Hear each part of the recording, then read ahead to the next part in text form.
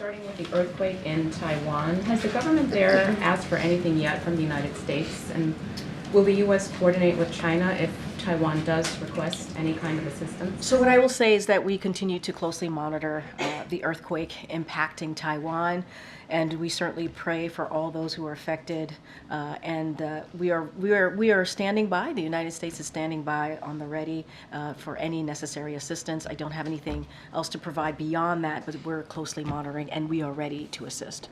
Is there any reason to believe at this point that the earthquake will affect the visits next week by the leaders of Japan and the Philippines for the summit? So don't have any change of schedule. And then lastly, sorry, I know I said two, but No, it's okay.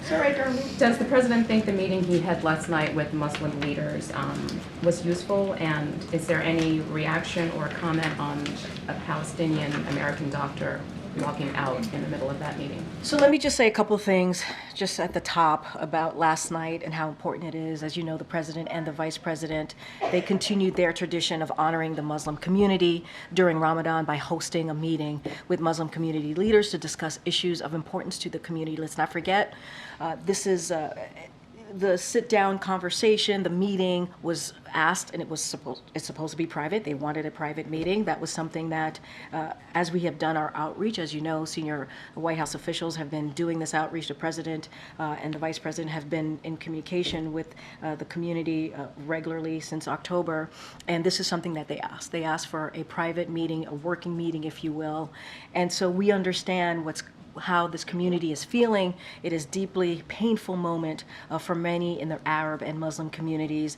The president also expressed his commitment to continue working to secure an immediate ceasefire as part of a deal to free the hostages and significantly increase humanitarian aid into Gaza. And the president made clear that he mourns the loss of every innocent life in this conflict, Palestinian and Israeli.